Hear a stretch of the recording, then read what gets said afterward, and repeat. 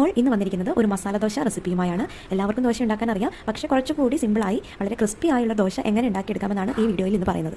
അതിനുവേണ്ടി 3 ഗ്ലാസ് പച്ചരിയും വെറും 2 സ്പൂൺ ഉഴുന്നുമാണ് ഞാൻ വെള്ളത്തിലിട്ട് കുതിർക്കാൻ വെച്ചിരിക്കുന്നത്. ഇതിലേക്ക് കുറച്ച് ഉലുവ കൂടി ചേർത്താണ് കുതിർക്കുന്നത്. ഒരു 5 to 6 hours നമുക്കിങ്ങനെ കുതിർക്കാൻ വേണ്ടി വെള്ളത്തിലിട്ട് വെക്കാം. 6 മണിക്കൂറിന് ശേഷം നന്നായി കഴുകി വെള്ളം വാർത്ത് നമുക്കിതിന് മിക്സിയുടെ ജാറിലിട്ട് ഒന്ന് പേസ്റ്റ് രൂപത്തിൽ അരച്ചെടുക്കാം. 3 ഗ്ലാസ് അരിക്ക് ഞാൻ 1 ഗ്ലാസ് ചോറാണ് സോഫ്റ്റ്നെസ്സിന് വേണ്ടി ഉപയോഗിച്ചിരിക്കുന്നത്. ഇനി ഒരു സീക്രട്ട് കൂടി പറഞ്ഞു തരാം. ദിവസം മുന്നേ ഞാനിവിടെ ഇഡ്ഡലി ആയിരുന്നു ഉണ്ടാക്കിയിരുന്നത്. ആ ഇഡ്ഡലി മാവിൽ ഒരു തവി ഞാൻ ബാക്കി വെച്ചിട്ടുണ്ട്. അതുകൂടി ഇതിലേക്ക് ഒഴിച്ച് പേസ്റ്റ് രൂപത്തിൽ അരയ്ക്കുകയാണ്. ഈ അരച്ച മാവ് നമുക്കൊരു ബൗളിലേക്ക് മാറ്റാം. ഇതിലേക്ക് ആവശ്യത്തിന് ഉപ്പിട്ട് നന്നായി ഇളക്കി മൂടി വെക്കാം. ഈ സമയത്ത് ഞാൻ കുറച്ച് വെജിറ്റബിൾസ് ഒക്കെ കട്ട് ചെയ്ത് വെക്കുന്നുണ്ട്. നാളത്തെ മസാലയ്ക്ക് വേണ്ടിയാണ്. ഒരു 7-8 മണിക്കൂർ കഴിയുമ്പോഴേക്കും ഇത് നന്നായി പുളിച്ചിട്ടുണ്ടാവും. നമുക്കൊന്ന് തുറന്ന് നോക്കാം. നന്നായി പുളിച്ച് വന്നിട്ടുണ്ട്. വെള്ളമൊക്കെ ദോശ ഇഡ്ഡലിയൊക്കെ ഉണ്ടാക്കുന്നത് തലേദിവസത്തെ മാവ് ആഡ് ചെയ്തിട്ടാണ്. അപ്പോൾ ഒരുപാട് ഉഴുന്നിൻ്റെ ആവശ്യമൊന്നുമില്ല. ഈ 2 സ്പൂൺ കൊണ്ട് തന്നെ നന്നായി മാവ് പൊളിച്ച് പൊന്തിയിട്ടുണ്ട്. അതുപോലെ നല്ല ക്രിസ്പി ആയിട്ടുള്ള ദോശ നമുക്ക് കിട്ടും. ഈ സമയം കൊണ്ട് നമുക്ക് മസാല തയ്യാറാക്കാം.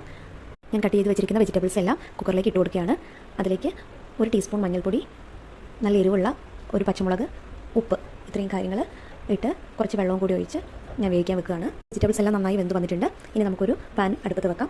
അതിലേക്ക് വെളിച്ചെണ്ണ ഒഴിച്ച് കുറച്ച് കടുകിട്ട് പൊട്ടിച്ച് കുറച്ച് മല്ലിയിലയും വീട്ടിൽ തയ്യാറാക്കിയ ഗരം മസാലയും കൂടി ഇട്ട് നന്നായി മൂപ്പിച്ചിട്ട് ഈ വെജിറ്റബിൾസ് ഇട്ട് കൊടുക്കുകയാണ്.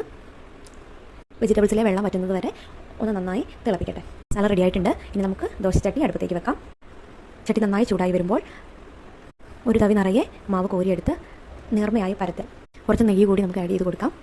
ഇതിൻ്റെ നടുവിലേക്ക് മസാലകൾ വെച്ച് ഒന്ന് മുരിഞ്ഞ് വരുമ്പോൾ 2 വശവും മടക്കിയാൽ നമുക്ക് മസാല ദോശ